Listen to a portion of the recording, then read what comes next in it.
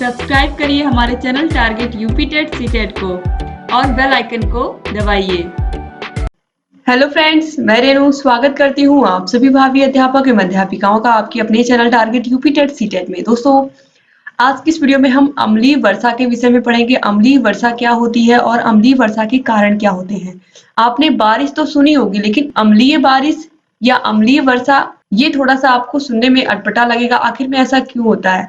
दोस्तों, बारिश का पानी हम कहते हैं जो वर्षा जल होता है वो बहुत ही शुद्ध होता है, लेकिन ये अम्लीय वर्षा क्या है, इसका रीजन क्या है? इसका रीजन मानव के द्वारा जो अलग अलग प्रकार के उद्योग धंधे लगाए गए, उससे निकलने फैक्ट्रियों से निकलने वाले धुएं, इसके अलावा पेट्रोल डीजल से चलने वाली गाड़ियों से निकलने वाले धुएं, जितना पोल्यूशन हम फैला रहे हैं उसी पोल्यूशन का नतीजा है। यानी जितना प्रदूषण हमारा हम पूरा मिल करके फैला रहे हैं, कहीं ना कहीं जो ये प्रदूषण मानव ने फैलाया है उसी का नतीजा है कि अम्लीय वर्षा आज के समय में बहुत सारे देशों में ये आम बात हो गई है। तो अम्लीय वर्षा क्या है, इसके कारण क्या हैं और कैसे इससे हम बच सकते हैं? सबसे पहले दोस्तों यहाँ पर आप देखिए, अम्लीय वर्षा शब्द युग्म सर्वप्रथम वैज्ञानिक रॉबर्ट अंगस ने सन 1872 में किया था। यानी कि उन्होंने इस शब्द का प्रयोग सबसे पहले किया था, अम्लीय वर्षा शब्द का प्रयोग, जिसका शाब्दिक अर्थ वर्षा के पानी में अम्ल की अधिक मात्रा में उपस्थित होना है। यानी कि जो पानी है उसमें अम्ल बहुत अधिक मात्रा में होता है। वर्तमान समय में अम्लीय वर्षा विश्व की एक पर्यावरणीय समस्या बनी हुई है। अम्लीय वर्षा की समस्या अमेरिका, इंग्लैंड, जर्मनी, कनाडा तथा नॉर्वे में खतरनाक स्तर पर पहुंच चुकी है। तो दोस्तों, जो अम्लीय वर्षा है, अब इसका कारण क्या है? देखिए, वायुमंडल में उपस्थित कार्बन डाइऑक्साइड गैस जलवाष्प से मिलकर कार्बनिक अम्ल बनाती है, जिसके कारण वर्षा के जल की प्रकृति सामान्यतः अम्लीय होती है। उद्योगों, वाहनों तथा ताप बिजली घरों से निकली सल्फर व नाइट्रोजन के ऑक्साइड, यानी कि सल्फर के ऑक्साइड और नाइट्रोजन के ऑक्साइड अम्लीय वर्षा में मुख्य रूप से भागीदार होते हैं। देखिए, अम्लीय वर्षा में 3 अम्लों का योगदान होता है, सल्फ्यूरिक अम्ल, नाइट्रिक अम्ल और हाइड्रोक्लोरिक अम्ल। तो इनको आप याद रखिएगा। कभी कभी एग्जाम में पूछता है कि जो ताजमहल है उसकी जो सुंदरता है वो धीरे धीरे खत्म हो रही है, या फिर ये कहें कि जो उसकी चमक है उसके पत्थरों की वो धीरे धीरे पीली पड़ रही है। उसका रीजन क्या है? तो उसका रीजन अम्लीय वर्षा है, या आप कह सकते हैं सल्फर और नाइट्रोजन के ऑक्साइड है। ठीक है। अब दोस्तों यहाँ पर आप देखिए, कुछ क्वेश्चन दिए हुए हैं जो आपको सॉल्व करने हैं। इसमें सबसे पहला क्वेश्चन है, ओजोन गैस का रासायनिक सूत्र क्या है? दोस्तों, ओजोन गैस का रासायनिक सूत्र क्या है आप सभी लोगों को पता है। O2 है, O3 है, CFC है या NO3 है। तो ओजोन गैस का रासायनिक सूत्र होता है O3। इसके बाद प्राकृतिक संसाधन कौन कौन से हैं? तो प्राकृतिक संसाधन में देखिए, सौर ऊर्जा, प्रकाश, जीवाश्म ईंधन या ये सभी। तो चाहे सौर ऊर्जा हो, चाहे प्रकाश हो, चाहे जीवाश्म ईंधन हो, ये सभी क्या है? प्रकृति से ही हमें मिलते हैं। तो ये सभी बिल्कुल राइट आंसर हो जाएगा।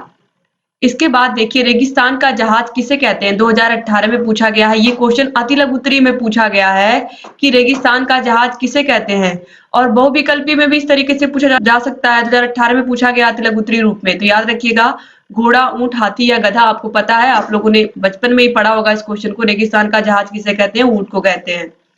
इसके बाद क्वेश्चन नंबर 4 है, भारतीय वन्य जीव बोर्ड की स्थापना कब हुई? तो भारतीय वन्य जीव बोर्ड की स्थापना कब हुई थी? तो राइट आंसर है 1952 में, 1952 में स्थापना हुई थी। ये सब क्वेश्चन आप लोगों के यूपी टेट एग्जाम के लिए बहुत ही महत्वपूर्ण है। इसके बाद ये क्वेश्चन भी बहुत महत्वपूर्ण है, प्रोजेक्ट टाइगर एग्जाम में पूछा भी गया है। प्रोजेक्ट टाइगर योजना कब प्रारंभ हुई? 1 अप्रैल 1973, 10 अप्रैल 1974, 29 मार्च 1973 या 5 अप्रैल 1972। तो राइट आंसर है 1 अप्रैल 1973। इसके बाद क्वेश्चन नंबर 6 है, कान्हा राष्ट्रीय पार्क कहाँ स्थित है? ये भी क्वेश्चन यूपी टेट के लिए बहुत महत्वपूर्ण है, आप लोग के एग्जाम के लिए भी महत्वपूर्ण है।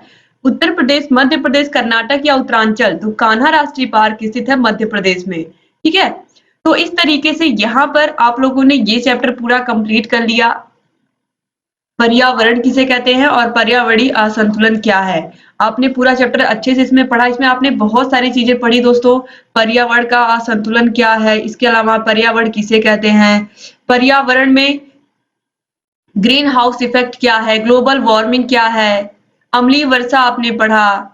ठीक है। इस तरीके से ओजोन परत के विषय में भी आपने डिटेल से पढ़ा। तो ये चैप्टर आपने बहुत ही अच्छे से पढ़ लिया। अब इसके बाद आपको जो आपका लास्ट चैप्टर है साइंस सब्जेक्ट का वो है ऊष्मा, प्रकाश और ध्वनि। इसको भी हम बहुत ही अच्छे से पढ़ेंगे दोस्तों, और इस चैप्टर को भी बहुत ही अच्छे से आप लोग समझते हुए चलिएगा, क्योंकि ये आपका लास्ट चैप्टर है और इसके बाद आपका साइंस विषय कंप्लीट हो जाएगा। दोस्तों आप लोगों को भी पता है कि बहुत डिटेल से मैंने नहीं पढ़ाया है, डिटेल से इसलिए नहीं पढ़ाया, जो इम्पोर्टेंट चीजें थी वही आप लोगों को जानना जरूरी था और मैंने पूरी कोशिश की है कुछ भी छूटने ना पाए, जो इम्पोर्टेंट है आप वही पढ़ें। बहुत ज्यादा डिटेल में पढ़ने से आप लोग कंफ्यूज हो जाते हैं और जब टू द पॉइंट आप पढ़ेंगे तो उसको समझेंगे अच्छे से।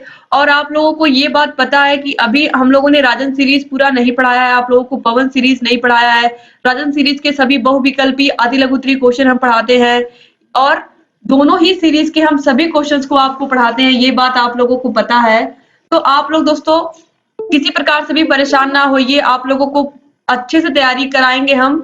और ये जो मैंने पूरा यहाँ पर लिख करके आप लोगों को पढ़ाया है, जितनी चीजें मुझे इम्पोर्टेंट लगी और जितना महत्वपूर्ण लगी वो सभी चीजें मैंने आप लोगों को पढ़ा दी हैं।